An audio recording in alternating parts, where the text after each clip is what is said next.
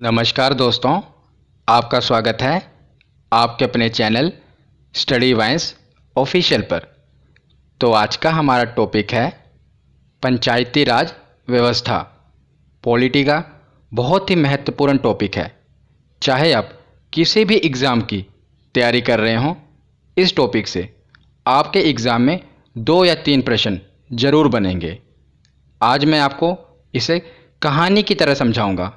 आपको बस ध्यान से सुनना है और लास्ट में प्रीवियस ईयर क्वेश्चन अटेम्प्ट करने हैं। मैं आपको जितने भी महत्वपूर्ण अनुच्छेद हैं वो भी कराऊंगा और जो भी पंचायती राज व्यवस्था से प्रश्न बनते हैं इस वीडियो में बताऊंगा। तो चलिए बिना देरी किए हुए वीडियो को शुरू करते हैं। तो चलिए वीडियो की शुरुआत करते हैं। और जैसा कि आप सबको पता है कि हमारे भारत का जो प्रशासनिक ढांचा है उसमें सबसे ऊपर है केंद्र सरकार। ये पूरे भारत को देखती है। उसके नीचे आती हैं राज्य सरकारें जो अपने अपने राज्यों को देखती हैं। और उसके नीचे आता है स्थानीय स्वशासन, जिसे इंग्लिश में कहते हैं लोकल सेल्फ गवर्नमेंट। तो स्थानीय स्वशासन को आगे 2 भागों में बांटा गया है। एक ग्रामीण क्षेत्र का स्थानीय स्वशासन और दूसरा शहरी क्षेत्र का स्थानीय स्वशासन।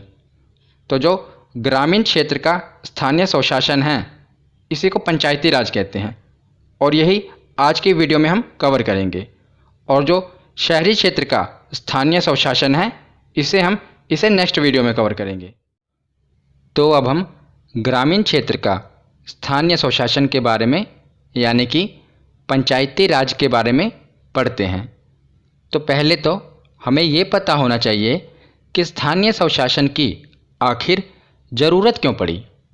जबकि हमारे पास केंद्र सरकार है, राज्य सरकार है, तो फिर स्थानीय स्वशासन की ज़रूरत क्यों पड़ी। तो जैसे कोई भी व्यक्ति है जो गाँवों में रह रहा हो या छोटे शहरों में रह रहा हो, उसको अगर कोई समस्या हो तो वो सीधे राज्य सरकार या केंद्र सरकार के पास तो नहीं जा सकता ना। वो डायरेक्ट केंद्र सरकार या राज्य सरकार के पास नहीं जा सकता। इसीलिए गांवों में एक ऐसी व्यवस्था होनी चाहिए जिससे जो उसकी समस्या है वो गांवों में ही उसकी समस्या का निपटारा किया जा सके। क्योंकि जो स्थानीय स्वशासन है इसमें जो लोग होते हैं वो वहीं के लोकल लोग होते हैं, उन्हीं के गांव के लोग होते हैं। इसका मेन मकसद ही यही है कि जो गांव के लोग या छोटे शहरों के लोग सरकारों को चुनते हैं वो भी शासन में और लोकतंत्र में भाग ले सकें। पंचायती राज व्यवस्था का जो मूल उद्देश्य है वो विकास की प्रक्रिया में जन भागीदारी मतलब कि जनता का भाग लेना, जन भागीदारी को सुनिश्चित करना तथा लोकतांत्रिक विकेंद्रीकरण को बढ़ावा देना है।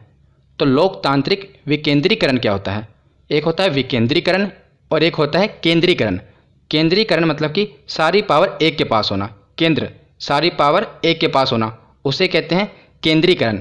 और विकेंद्रीकरण का मतलब होता है कि जो पावर है, जो शक्ति है, इसको अलग अलग स्तर पर बांट देना, अलग अलग लेवल पर बांट देना, उसे कहा जाता है विकेंद्रीकरण। शक्तियों को अलग अलग स्तर पर बांट देना। और केंद्रीकरण में क्या होता है? सारी शक्तियाँ किसी एक ही के पास होती हैं, उसे कहा जाता है केंद्रीकरण। तो पंचायती राज व्यवस्था का जो मूल उद्देश्य था वो था कि जो लोकतांत्रिक विकेंद्रीकरण को बढ़ावा देना और जन भागीदारी को सुनिश्चित करना।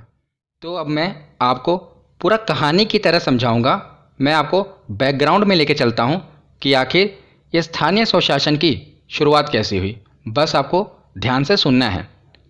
तो लॉर्ड रिपन, जिनका कार्यकाल 1880 से लेकर 1884 तक रहा, इन्हें स्थानीय स्वशासन का जनक कहा जाता है। बहुत ही महत्वपूर्ण है। लॉर्ड रिपन को स्थानीय स्वशासन का जनक कहा जाता है। इन्होंने 1882 में जिला बोर्डों की स्थापना की थी ताकि जो स्थानीय लोग हैं, ग्रामीण लोग हैं, उनको कुछ सुविधाएं दी जा सकें और उनका विकास किया जा सके। इसीलिए इन्हें स्थानीय स्वशासन का जनक कहा जाता है। किसे? लॉर्ड रिपन को। तो आगे हम महात्मा गांधी जी के विचार देखते हैं। तो महात्मा गांधी स्थानीय स्वशासन के घोर समर्थक थे, बहुत बड़े समर्थक थे महात्मा गांधी जी। इन्होंने ग्राम स्वराज की बात की थी। मतलब कि महात्मा गांधी जी चाहते थे कि जो गांव के लोग हैं, ग्रामीण लोग हैं, इनको भी शक्तियां प्रदान की जाएं ताकि ये भी अपनी समस्याओं का समाधान कर सकें और सरकार के साथ मिलकर देश का विकास कर सकें। तो इन्होंने कहा था कि सच्चा लोकतंत्र केंद्र में बैठकर राज्य चलाने वाला नहीं होता, अपितु यह तो गांव के प्रत्येक व्यक्ति के सहयोग से चलता है। ये महात्मा गांधी जी के विचार थे। तो महात्मा गांधी जी के विचार के बाद अब हम आते हैं संविधान सभा पर। तो आपको पता होगा जो हमारे संविधान का निर्माण हुआ है ये संविधान सभा ने ही किया है। मतलब कि संविधान सभा की बैठकों में ही ये विचार विमर्श किया गया कि हमारा संविधान कैसा होगा। तो संविधान सभा में ये चर्चा चल रही थी कि पंचायती राज व्यवस्था को अपनाया जाए या ना अपनाया जाए। तो डॉक्टर भीमराव अंबेडकर जी पंचायती राज व्यवस्था के पक्ष में नहीं थे। याद रखिएगा, पक्ष में नहीं थे। तो क्यों नहीं थे? तो डॉक्टर भीमराव अंबेडकर जी का कहना था कि ये तो ठीक है कि पंचायत भारत में होनी चाहिए, पर पंचायत भारत का विकास नहीं करेगी, क्योंकि जो गांव के प्रबल और शक्तिशाली लोग होंगे वो इसके प्रमुख बन जाएंगे, पर जो दबे कुचले लोग हैं, पिछड़े लोग हैं, दलित लोग हैं, वो इसमें भाग नहीं ले पाएंगे। इसीलिए डॉक्टर भीमराव अंबेडकर जी इसके पक्ष में नहीं थे। पर अभी हमने पीछे पढ़ा कि महात्मा गांधी जी इसके घोर समर्थक थे। तो जो महात्मा गांधी जी के समर्थक थे वो पंचायती राज व्यवस्था के समर्थन में थे। तो बहुत देर इस पर बहस चली और अंत में यह फैसला निकाला गया कि पंचायती राज व्यवस्था को अनुच्छेद 40 के तहत राज्य के नीति निर्देशक सिद्धांतों में शामिल कर दिया जाए। तो राज्य के नीति निर्देशक सिद्धांतों में क्या है कि अगर राज्य चाहें तो पंचायत का गठन करें, अगर राज्य ना चाहें तो पंचायत का गठन ना करें। मतलब कि ये राज्यों के ऊपर सौंप दिया गया कि आप चाहो तो पंचायत का गठन कर सकते हो, अगर नहीं चाहते तो कोई बात नहीं। तो याद रखिएगा, इसमें अभी पंचायत को कोई संवैधानिक दर्जा नहीं दिया गया कि हाँ हर राज्य को लागू करना ही है। ये तो बस उन्हें कह दिया गया, ऑप्शन के तौर पर दे दिया गया कि आप चाहो तो इसका गठन करो, चाहो तो ना करो। तो आगे देखते हैं जवाहरलाल नेहरू जी द्वारा ग्रामीण विकास के लिए चलाए गए प्रोग्राम। क्योंकि पंडित जी को पता था कि जब तक गांव का विकास नहीं किया जाएगा भारत का विकास नहीं होगा। तो उन्होंने 2 अक्टूबर 1952 को, याद रखिएगा ये तारीख बहुत ही महत्वपूर्ण है, 2 अक्टूबर को ही क्यों लॉन्च किया? क्योंकि उस दिन महात्मा गांधी जी की जयंती थी और वो ग्राम स्वराज के फेवर में थे ना, इसीलिए गांव के विकास करने के लिए जवाहरलाल नेहरू जी ने प्रोग्राम चलाया 2 अक्टूबर 1952 को, जिसे कहा गया सामुदायिक विकास कार्यक्रम। पर ये सफल ना हो पाया। उसके बाद 2 अक्टूबर 1953 को दूसरा कार्यक्रम चलाया गया जिसे कहते हैं राष्ट्रीय प्रसार सेवा, और ये भी सफल ना हो पाया। तो जैसा कि हमने पीछे देखा कि पंडित जवाहरलाल नेहरू जी ने गांव के विकास के लिए 2 कार्यक्रम चलाए पर दोनों ही असफल रहे। इसीलिए पंडित जवाहरलाल नेहरू जी ने बलवंत राय मेहता कमेटी बैठाई 1957 को, और इन्हें कहा गया कि देखिए हमने 2 कार्यक्रम चलाए गांव के विकास के लिए पर ये असफल रहे, इसके पीछे का कारण क्या है? तो बलवंत राय मेहता जी ने कहा कि सर, जो आपने कार्यक्रम चलाए गांव के विकास के लिए, पर जिसके लिए आपने कार्यक्रम चलाए उन्होंने ही भाग नहीं लिया, यानी कि जनता के लिए आपने कार्यक्रम चलाए पर जनता ने ही इसमें भाग नहीं लिया, इसीलिए ये कार्यक्रम असफल रहे। यानी कि उन्होंने असफल होने का कारण बताया जन भागीदारी का अभाव, जनता का भाग न लेना, और उन्होंने सुझाव दिया कि लोकतांत्रिक विकेंद्रीकरण को अपनाना चाहिए। विकेंद्रीकरण का मतलब मैंने आपको पीछे बताया कि जो शक्तियां हैं इन्हें अलग अलग स्तर पर बांट देना चाहिए, शक्तियों को किसी एक के पास नहीं रखना चाहिए। मतलब कि पहले केंद्र सरकार ही जो कार्यक्रम चला रही थी ऊपर से चला रही थी, नीचे जनता भाग नहीं ले रही थी। इन्होंने कहा इसका लोकतांत्रिक विकेंद्रीकरण करना चाहिए, जनता के पास भी ये पावर देनी चाहिए। तो इसीलिए बलवंत राय मेहता को भारत के पंचायती राज व्यवस्था का वास्तुकार कहा जाता है, बहुत ही महत्वपूर्ण है। और लोकतांत्रिक विकेंद्रीकरण का जनक भी B.R. मेहता यानी कि बलवंत राय मेहता को ही कहा जाता है, दोनों ही याद रखिएगा। तो उसके बाद बलवंत राय मेहता जी ने त्रिस्तरीय पंचायती राज व्यवस्था का भी सुझाव दिया। इन्होंने कहा कि 3 स्तरों पर पंचायती राज व्यवस्था अपनानी चाहिए। पहला, ग्राम स्तर पर ग्राम पंचायत, विलेज लेवल पर ग्राम पंचायत, और दूसरा ब्लॉक स्तर पर पंचायत समिति। ब्लॉक स्तर मतलब कि बहुत सारे गांव का समूह, उसे ब्लॉक कहते हैं, उसमें पंचायत समिति होनी चाहिए। और तीसरा, जिला स्तर पर जिला परिषद या जिला पंचायत, डिस्ट्रिक्ट लेवल पर जिला पंचायत। तो इन्होंने त्रिस्तरीय पंचायती राज व्यवस्था का सुझाव दिया। किसने? बलवंत राय मेहता जी ने। तो उसके बाद जब ये सुझाव पंडित जी को दिए गए तो भारत सरकार ने राज्यों को कहा कि वो पंचायती राज व्यवस्था अपनाएं।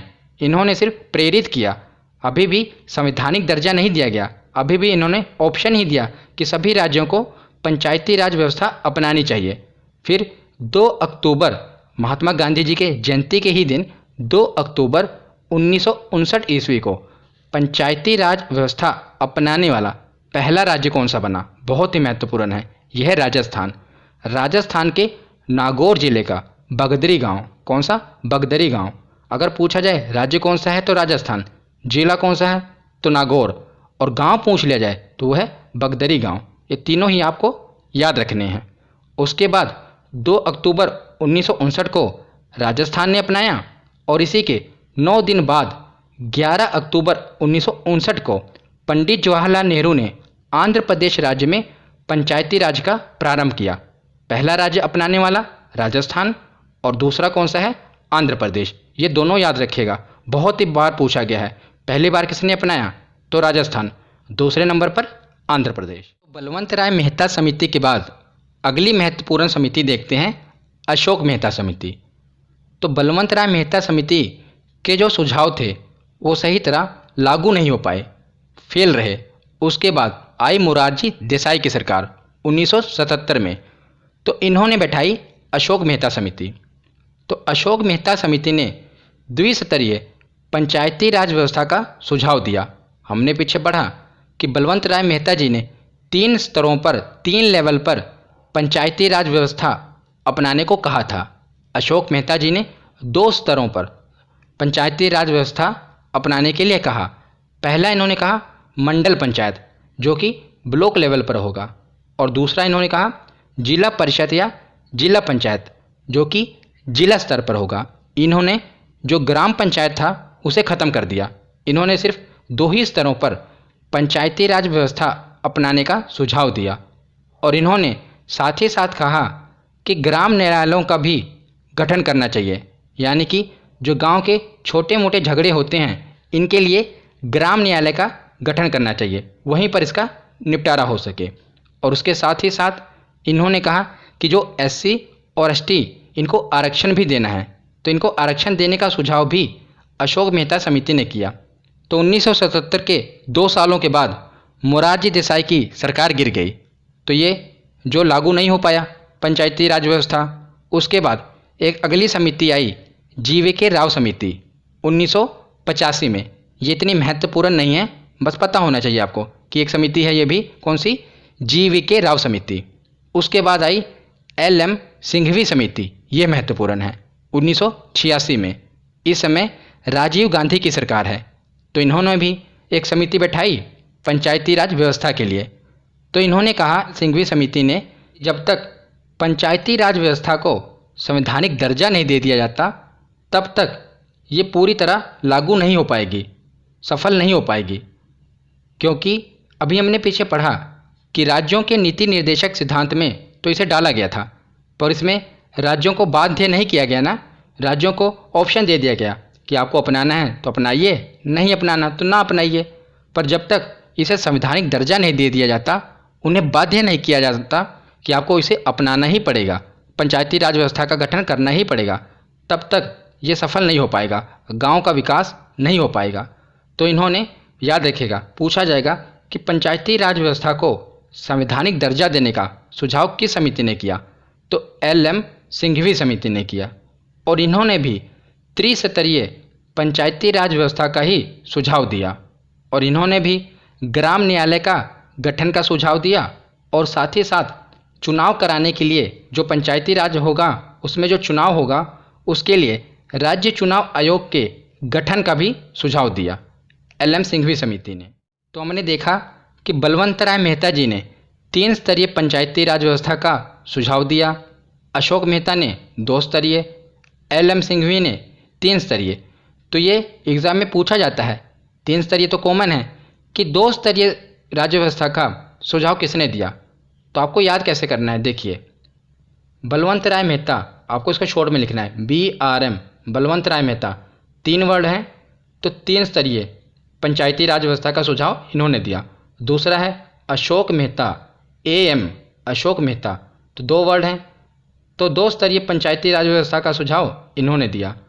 और तीसरा है एल.एम. सिंघवी, LMS, तो इन्होंने भी 3 स्तरीय पंचायती राज व्यवस्था का सुझाव दिया। तो जब भी आपसे ये पूछा जाए कि 2 स्तरीय पंचायती राज व्यवस्था का सुझाव किसने दिया तो आपके दिमाग में आ जाना चाहिए कि 2 वर्ड का कौन सा है, AM, अशोक मेहता, तो अशोक मेहता ने दिया। तो एल.एम. सिंघवी समिति ने अपना ये विचार दे दिया कि जब तक पंचायती राज संस्थाओं को संवैधानिक दर्जा नहीं दिया जाएगा तब तक गांव का विकास नहीं होगा। तो उसके बाद राजीव गांधी जी ने एक और कमेटी बैठाई, पी.के. थुंगन समिति, 1989 में, और इस समिति ने भी अपना वही विचार दिया कि जो पंचायत हैं, पंचायतों को संवैधानिक दर्जा प्रदान किया जाए। तो फिर आखिर में राजीव गांधी जी ने बात मान ली और 1989 में राजीव गांधी जी द्वारा 64वां संविधान संशोधन विधेयक संसद में पेश किया गया कि हमें पंचायती राज व्यवस्था को अपनाना है। फिर लोकसभा ने तो इसको पारित कर दिया क्योंकि लोकसभा में बहुमत था, पर राज्यसभा ने इसे पारित नहीं किया और ये विधेयक कानून नहीं बन पाया। उसके बाद राजीव गांधी जी की सरकार चली गई।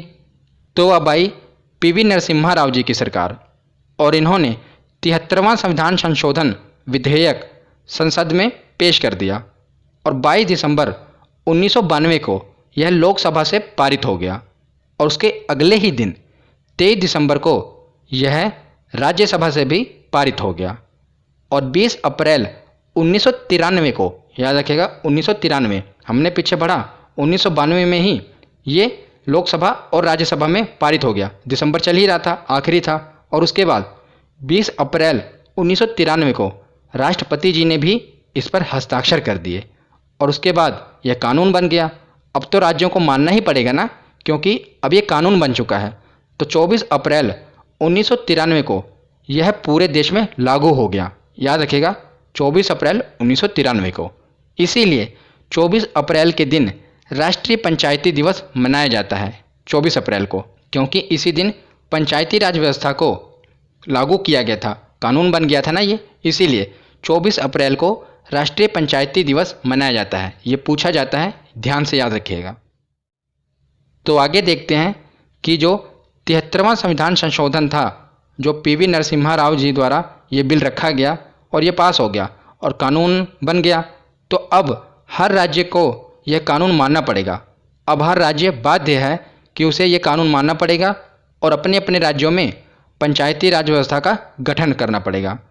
तो 73वें संविधान संशोधन के द्वारा अब पंचायती राज व्यवस्था को भाग 9 में अनुच्छेद 243 से लेकर अनुच्छेद 243 ओ तक इसे शामिल कर दिया गया।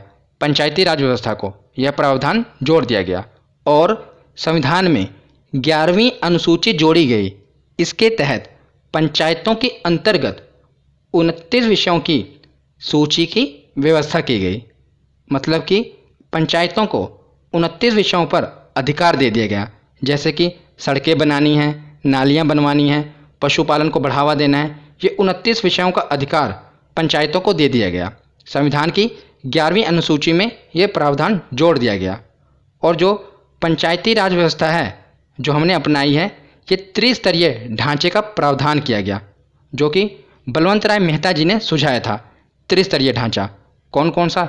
विलेज लेवल पर ग्राम पंचायत, ब्लॉक लेवल पर पंचायत समिति और जिला लेवल पर जिला पंचायत।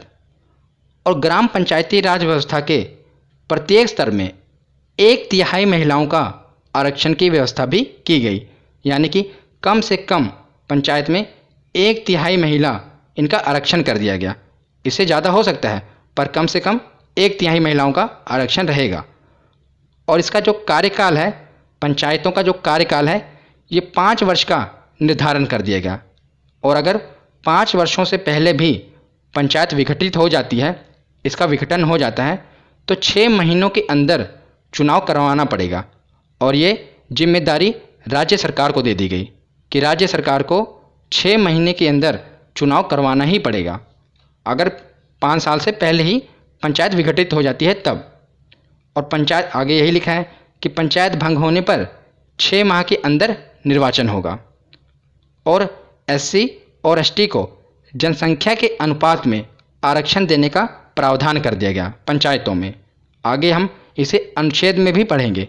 अभी मैं आपको बता रहा हूँ कि जो 73वां संविधान संशोधन आया, इसके तहत कौन कौन से प्रावधान जोड़े गए। तो एससी और एसटी को जनसंख्या के अनुपात में आरक्षण देने का प्रावधान भी कर दिया गया। किसमें? पंचायतों में। और ओबीसी के आरक्षण को राज्य विधानमंडल के ऊपर छोड़ दिया गया कि अगर राज्य विधानमंडल चाहेगी तो ओबीसी का आरक्षण वो रख भी सकती है, ओबीसी का आरक्षण कर सकती है, अगर वो चाहे तो नहीं भी कर सकती। ये निर्णय राज्य विधानमंडल के ऊपर छोड़ दिया गया। तो राज्य विधानमंडल मैंने डिटेल में बताया हुआ है ना आपको। अगर आपने वीडियो नहीं देखी तो मैंने बताया हुआ है कि राज्य विधानमंडल के क्या कार्य हैं, कौन कौन से अंग हैं, सदन, मैंने विस्तार में चर्चा की हुई है इस पर। आप इसे भी देख लेना अगर आपने ये वीडियो नहीं देखी। और इसी के साथ हर गांव में ग्राम सभा का गठन होगा। तो ग्राम सभा क्या होती है, ये अब हम आगे देखते हैं। तो अब हम आगे देखते हैं पंचायती राज की संरचना। तो सबसे पहले ये देखते हैं कि ग्राम सभा किसे कहते हैं। तो गांव के उन लोगों का समूह जो उस गांव की मतदाता सूची में पंजीकृत हों, उन्हें ग्राम सभा कहा जाएगा। जैसे एक गांव में वो लोग जो कि वहाँ की वोटर आईडी में शामिल हैं, मतदाता सूची में पंजीकृत हैं, उन्हें ग्राम सभा कहा जाएगा। और ग्राम सभा में 200 या उससे अधिक की जनसंख्या का होना आवश्यक है। मान लीजिए एक गांव में जो लोग हैं जो कि 18 साल से ऊपर हो चुके हैं और उनकी अभी मतदाता सूची में वो पंजीकृत हैं और उनकी संख्या 200 से कम है, तब दूसरे गांव को भी शामिल कर लिया जाएगा और उनके भी जो मतदाता सूची में पंजीकृत हैं उन लोगों को भी एक ही ग्राम सभा का कहा जाएगा, क्योंकि 200 से अधिक संख्या का होना आवश्यक है। अगर एक गांव में 200 से कम लोग जो कि मतदाता सूची में पंजीकृत हैं वो 200 से कम हैं तो वो ग्राम सभा नहीं कहलाएगी।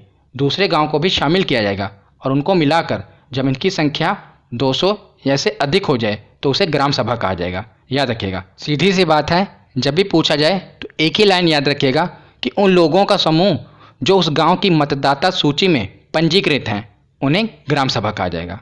तो आगे हम देखते हैं कि हमने 3 स्तरीय पंचायती राज व्यवस्था को अपनाया ना। पहली कौन सी? ग्राम पंचायत, विलेज लेवल पर। दूसरी ब्लॉक लेवल पर कौन सी थी? पंचायत समिति। और जिला लेवल पर जिला पंचायत। तो पहले हम देखते हैं ग्राम पंचायत। आप लोग इससे वाकिफ़ तो होंगे अगर आप गांव में रहते होंगे कि ग्राम पंचायत क्या है, फिर भी मैं आपको बता देता हूं। तो अब हम देखते हैं ग्राम पंचायत। मान लीजिए ये पूरा गांव है और गांव को जनसंख्या के हिसाब से वार्ड में बांट दिया जाता है। जैसे ये वार्ड नंबर 1 है, वार्ड नंबर 2, इसी प्रकार मैंने इस पूरे गांव को 5 वार्ड में बांट दिया। तो ग्राम पंचायत में एक होती है कार्यपालिका और एक होती है न्यायपालिका। तो कार्यपालिका का काम है कि गांव में क्या क्या करना है, कौन कौन सा विकास करना है, कहाँ पर नाली बनवानी है, कहाँ पर खड़िंजे लगवाने हैं, कहाँ पर नल लगवाना है, ये कार्यपालिका का काम है। और न्यायपालिका का काम क्या है? नाम से ही क्लियर है, न्याय करना। यानी कि अगर गांव में कोई विवाद हो गया तो उसे कैसे सुलझाना है, ये न्यायपालिका का काम है। तो कार्यपालिका में देखते हैं पहले वार्ड सदस्य। तो हर एक वार्ड से एक सदस्य जिताया जाता है, चुना जाता है। जनता भाग लेती है चुनाव में, तो हर एक वार्ड से एक वार्ड सदस्य चुना जाता है। वार्ड नंबर 1 का अलग होगा, 2 का अलग होगा, इसी प्रकार 5 वार्ड हैं तो 5 वार्ड सदस्य चुने जाएंगे। और जो मुखिया होगा यानी कि जो गांव का प्रधान होगा वो एक ही होगा पूरे गांव का, पर वार्ड सदस्य हर एक वार्ड के होंगे। तो प्रधान वार्ड सदस्य से ऊपर होता है। वार्ड सदस्य का काम क्या है?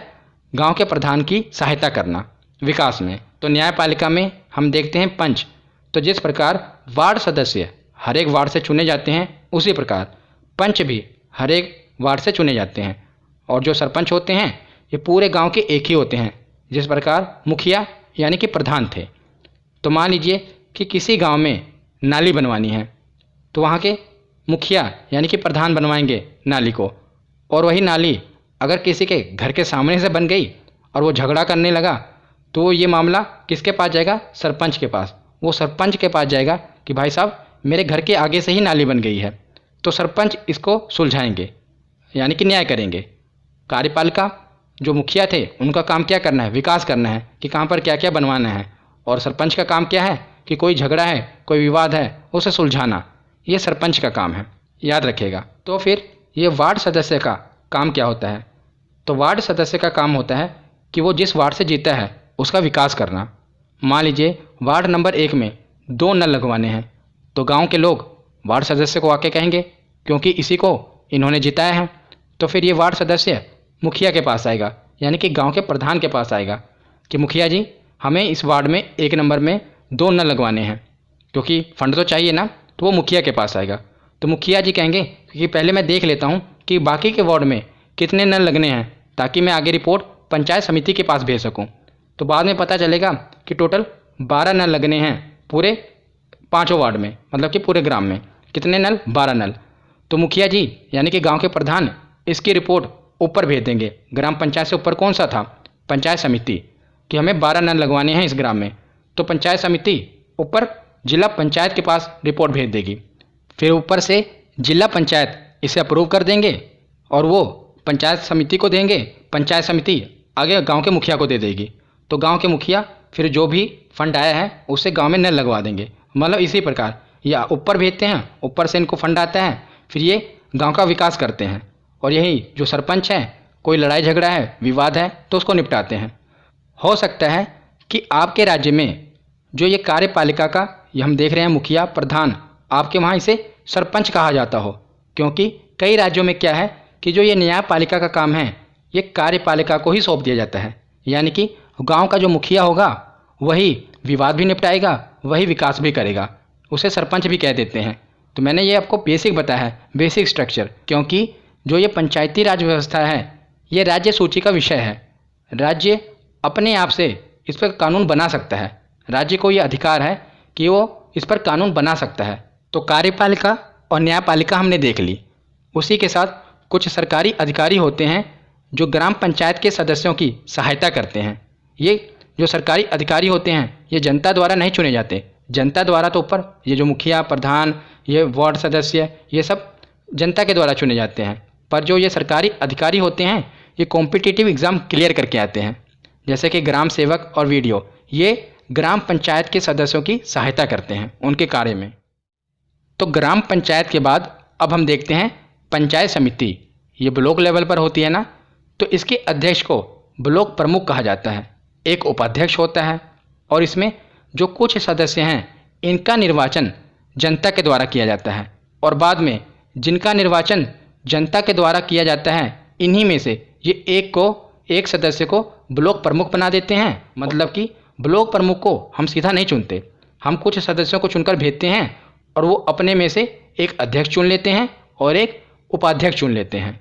और याद रखिएगा कि उसी क्षेत्र के लोकसभा, राज्यसभा, विधानसभा और विधान परिषद यानी कि संसद और विधानमंडल के सदस्य भी इसमें हिस्सा ले सकते हैं, इसके सदस्य बन सकते हैं। और इसमें पंचायत समिति में कौन से सरकारी अधिकारी होते हैं? तो BDO यानी कि ब्लॉक डेवलपमेंट ऑफिसर, क्योंकि ये ब्लॉक लेवल पर होती है ना पंचायत समिति, तो इसके ऑफिसर होते हैं ब्लॉक डेवलपमेंट ऑफिसर। तो पंचायत समिति के बाद देखते हैं जिला पंचायत। तो ये पंचायत समिति से भी ऊपर होती है जिला लेवल पर, डिस्ट्रिक्ट लेवल पर। तो इसमें भी एक अध्यक्ष होते हैं, एक उपाध्यक्ष होते हैं। और सेम टू सेम इसमें भी हम कुछ सदस्यों का निर्वाचन करके भेजते हैं और वही सदस्य अपने में से एक अध्यक्ष चुन लेते हैं और एक उपाध्यक्ष चुन लेते हैं। और उस क्षेत्र के लोकसभा, राज्यसभा, विधानसभा और विधान परिषद के सदस्य भी इसका हिस्सा हो सकते हैं। मैंने आपको पीछे बताया जैसे पंचायत समिति में, उसी प्रकार जिला पंचायत में भी। और जो इसके सरकारी अधिकारी होते हैं उनको CEO कहा जाता है, यानी कि चीफ एग्जीक्यूटिव ऑफिसर। तो हमने ग्राम पंचायत, पंचायत समिति और जिला पंचायत इसकी कुछ बेसिक संरचना देख ली कि ये किस प्रकार होते हैं। तो अब हम अनुच्छेद 243 से लेकर 243O तक इसे पढ़ लेते हैं, क्योंकि अभी हमने पीछे पढ़ा ना कि 73वें संविधान संशोधन के अंतर्गत कुछ प्रावधान 243 से लेकर 243O तक शामिल किए गए हैं, उसे ही हमें पढ़ना है। हमने इसे पीछे से पढ़ लिया, बस इसे अब अनुच्छेद में बताया गया है, इसे भी हम थोड़ा पढ़ लेते हैं, पता होना चाहिए। तो अनुच्छेद 243 में क्या बताया गया है? तो जैसे कि पंचायती राज व्यवस्था है, तो शुरू में अगर कोई भी अनुच्छेद होगा तो उसमें क्या बताया जाएगा, उसकी परिभाषाएं बताई जाएंगी कि जिला किसे कहते हैं, ग्राम सभा किसे कहते हैं, गांव किसे कहते हैं। इसकी परिभाषाएं अनुच्छेद 243 में बताई गई हैं। ठीक है, याद रखिएगा, कोई भी चीज़ शुरू होगी तो पहले उसकी डेफिनेशन बताई जाएगी ना। तो इसी प्रकार अनुच्छेद 243 में डेफिनेशंस हैं। और उसके अगला अनुच्छेद 243A, इसमें ग्राम सभा के बारे में बताया गया है। तो ग्राम सभा क्या होती है मैंने आपको पीछे बता दिया। तो पहले परिभाषाएं होगी, उसके बाद जाहिर सी बात है बताया जाएगा कि कौन से लोग भाग लेंगे। तो ग्राम सभा के बारे में बताया गया। तो ग्राम सभा के बाद अनुच्छेद 243B, इसमें बताया गया है कि पंचायतों का गठन कैसे होगा। तो गठन कैसे होगा हमने पीछे पढ़ा कि पंचायती जो संस्थाएं हैं ये 3 स्तरों पर होगी। कौन कौन से? ग्राम स्तर पर ग्राम पंचायत, ब्लॉक स्तर पर पंचायत समिति और जिला स्तर पर जिला पंचायत। 3 स्तरीय होगी। पर याद रखिएगा कि जिन राज्यों की जनसंख्या 20 लाख से कम है वहाँ पर ये 2 स्तरीय ही हो सकती हैं। मतलब कि उन्हें 3 स्तरीय ये बाध्य नहीं है कि वो 3 स्तर पर रखें, वो 2 स्तरीय भी रख सकते हैं। तो इसमें से कौन सा हटाया जाएगा? ग्राम पंचायत होगी और जिला पंचायत होगी। जो मध्य में है ब्लॉक लेवल पर, इसे हटा दिया जाएगा। तो द्विस्तरीय हो सकती है जब जनसंख्या 20 लाख से कम हो। राज्य की बात की जा रही है, राज्य में। अनुच्छेद 243B के बाद आगे है अनुच्छेद 243C। इसमें पंचायतों की संरचना है, हमने पीछे पढ़ ही लिया, ग्राम पंचायत, पंचायत समिति और तीसरा कौन सा? जिला परिषद या जिला पंचायत। तो पंचायतों की संरचना है 243C में। पहले डेफिनेशन आई, फिर कौन कौन से लोग भाग लेंगे, ग्राम सभा वाले, 18 साल से ऊपर वाले लोग। उसके बाद पंचायतों का गठन किस प्रकार गठन होगा, उसके बाद उसकी संरचना किस प्रकार होगी। इस प्रकार आप इसको पढ़े, याद रहेगा। उसके बाद अनुच्छेद 243D, इसमें स्थानों का आरक्षण, मतलब कि किन किन लोगों को आरक्षण मिलेगा, ये भी हमने पीछे पढ़ लिया। SC और ST का आरक्षण जनसंख्या के अनुपात में होगा। महिलाओं को कम से कम 1/3 आरक्षण देना ही पड़ेगा। और OBC का आरक्षण राज्य विधानमंडल के ऊपर छोड़ दिया गया कि अगर राज्य विधानमंडल चाहे तो OBC को आरक्षण दे सकती है और ना चाहे तो नहीं दे सकती, ये उनके ऊपर निर्णय छोड़ दिया गया, याद रखिएगा। अगला है अनुच्छेद 243E, इसमें कार्यकाल के बारे में बताया गया है। तो पंचायत का कार्यकाल सामान्यतः 5 वर्ष का होता है, पर अगर 5 वर्ष से पहले ही पंचायत विघटन हो जाए, पंचायत का विघटन हो जाए, तो राज्य सरकार को, मतलब राज्य सरकार को 6 महीने के अंदर जो चुनाव है वो कराना अनिवार्य है। कितने महीने के अंदर? 6 महीने के अंदर। ये राज्य सरकार को सौंपा गया है। और उसके बाद है अनुच्छेद 243F, इसमें सदस्यों की योग्यता बताई गई है कि जो ये सदस्य भाग लेंगे चुनाव में, इनकी योग्यता क्या है। तो इसमें बताया गया है कि जो पंचायत का सदस्य है इसकी बनने की न्यूनतम आयु 21 वर्ष है। याद रखिएगा, ये पूछा जाता है कि पंचायत का सदस्य बनने के लिए न्यूनतम आयु कितनी होनी चाहिए, तो ये 21 वर्ष होनी चाहिए। और ये जो योग्यता है इसमें संशोधन करने का अधिकार राज्यों के विधानमंडल को है।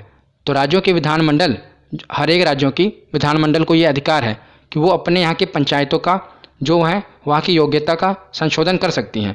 क्योंकि मैंने आपको पीछे बताया कि जो ये पंचायतों का गठन है, ये जो पूरी पंचायती राज व्यवस्था है, इसे राज्य सूची में शामिल किया गया है। ये राज्य सूची का विषय है, मतलब कि राज्य इन पर कानून बना सकते हैं। अब हम देखते हैं अनुच्छेद 243G। हमने पीछे देख लिया कि पहले परिभाषा आएगी, फिर कौन से लोग भाग लेंगे, ग्राम सभा, उसके बाद संरचना, गठन, ये सब हमने पढ़ लिया। आरक्षण, क्या योग्यता होनी चाहिए। अब हम देख रहे हैं कि जो पंचायत बनेगी उनकी क्या शक्तियाँ होंगी, क्या अधिकार होंगे, क्या उत्तरदायित्व होगा, ये अनुच्छेद 243G में बताया गया है। तो इसमें यही बताया गया है जो टोटल 29 विषय हैं वही उनके अधिकार हैं, वही उनको काम करना है। तो उसके बाद है अनुच्छेद 243H, इसमें पंचायती संस्थाओं को कर लगाने का भी अधिकार है। तो वो टैक्स भी लगा सकते हैं। जैसे कोई सड़क बनवाई है उन्होंने, तो वो लोगों से कर ले सकते हैं, क्योंकि अगर इनके पास पैसा होगा तो वो गांव के विकास के लिए खर्च कर सकते हैं। तो आगे है अनुच्छेद 243I, इसमें राज्य वित्त आयोग के गठन का वर्णन है। और राज्य वित्त आयोग का गठन कौन करेगा? तो उस राज्य का राज्यपाल करेगा। तो राज्य वित्त आयोग देखेगा कि कितना पैसा देना है पंचायतों को, और जो टैक्स लगा रही हैं पंचायती संस्थाएं ये कितना लगाना है, कहाँ लगाना है, नहीं लगाना, ये सब जो मतलब कि पैसों से रिलेटेड है ये राज्य वित्त आयोग का काम है। तो वैसे भी आप इसे याद रख सकते हैं, आय से क्या होता है, इनकम, रिलेट कर लेना आय से इनकम, तो इनकम के रिलेटेड राज्य वित्त आयोग का काम है। उसके आगे देखते हैं अनुच्छेद 243J, इसमें है कि पंचायतों के लेखाओं की संपरीक्षा, यानी कि जो राज्य विधानमंडल है उसके पास शक्ति है कि वो पंचायतों के लेखा जोखा देख सकती है, जांच कर सकती है। उस राज्य के विधानमंडल के पास शक्ति है, लेखा जोखा देख सकती है। लेखा और जोखा, जैसे जोखा हो सकता है ना, रिलेट आप कर सकते हैं लेखा जोखा।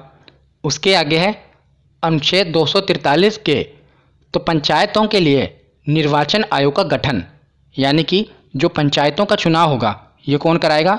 राज्य निर्वाचन आयोग, याद रखेगा राज्य निर्वाचन आयोग। तो आगे है अनुच्छेद 243L, इसमें क्या है कि संघ राज्य क्षेत्रों को लागू होना।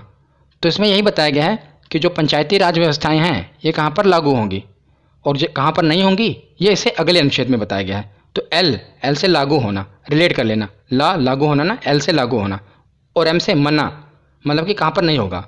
तो कुछ क्षेत्रों में लागू नहीं होगा। तो कुछ जनजातीय क्षेत्र हैं जहाँ पर पंचायती व्यवस्थाएं लागू नहीं होती, जैसे नागालैंड, मेघालय और मिजोरम।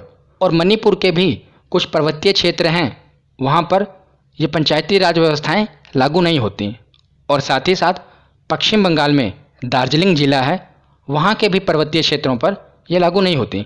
तो कुछ जनजातीय क्षेत्रों पर ये पंचायती राज व्यवस्थाएं लागू नहीं होती। उसके आगे है अनुच्छेद 243N, तो इसमें क्या है कि विद्यमान विधियों और पंचायतों का बना रहना, मतलब कि विधि यानी कि जो भी कानून है वो जो पंचायती राज व्यवस्थाएं हैं इनको फॉलो करना पड़ेगा, ये इसमें बताया गया है। तो अगला अनुच्छेद है अनुच्छेद 243O, इसमें क्या कहा गया है कि निर्वाचन संबंधी मामलों में न्यायालय का हस्तक्षेप वर्जित है, कि जो निर्वाचन संबंधी मामले हैं उसमें न्यायालय हस्तक्षेप नहीं कर सकता। मान लीजिए जब ग्राम पंचायत का चुनाव होता है, तो मान लीजिए किसी गांव में इस बार महिला की सीट आई होता है ना कि महिला की सीट आ जाए। आरक्षण मैंने आपको बताया कि 1/3 कम से कम महिलाओं को तो आरक्षण है ही। तो किसी गांव में ग्राम पंचायत के चुनाव में इस बार महिला का आरक्षण हो, महिला की सीट हो वहाँ पर, तो कोई पुरुष जाकर न्यायालय में ये नहीं कह सकता कि मुझे भी तो अधिकार है चुनाव लड़ने का, मैं क्यों नहीं लड़ पा रहा, क्योंकि जो ये निर्वाचन संबंधी मामले हैं इसमें न्यायालय भी हस्तक्षेप नहीं कर सकती। ये अनुच्छेद 243O में कहा गया है। तो पहला प्रश्न है कि 73वां संविधान संशोधन किससे संबंधित है? तो ये हमने पढ़ा ही कि पंचायती राज प्रणाली से संबंधित है ये। अगला प्रश्न है कि 73वें संविधान संशोधन द्वारा 11वीं अनुसूची में पंचायती राज संस्थाओं को कितने कार्य सौंपे गए हैं? तो कितने विषय पर उनको अधिकार है? तो 29 विषय। अगला प्रश्न है कि 73वें संविधान संशोधन के अनुसार पंचायती राज संस्थाओं में अध्यक्ष के कम से कम कितने पद महिलाओं के लिए आरक्षित किए गए हैं?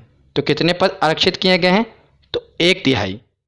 अगला प्रश्न है कि पंचायत के विघटन के उपरांत निम्नलिखित में से कौन सी समय अवधि पर नए चुनाव कराने हेतु सही हैं? तो कितने महीने के अंदर चुनाव कराने आवश्यक हैं? तो 6 महीने के अंदर चुनाव करा लेने आवश्यक है। अगला प्रश्न है कि पंचायती राज प्रथम परिवर्तित किया गया, मतलब कि जो पंचायती राज व्यवस्था थी ये सबसे पहले कौन से राज्य ने अपनाई थी? तो कौन से राज्य ने? राजस्थान। अगर जिला पूछ लिया जाता है तो नागौर जिला। अगला प्रश्न है कि निम्नलिखित में से कौन पंचायती राज संस्था नहीं है? तो जिला परिषद ये भी है, पंचायत समिति भी है, ग्राम पंचायत भी है, पर नगर परिषद नहीं है। ये पंचायत राज संस्था का अंग नहीं है।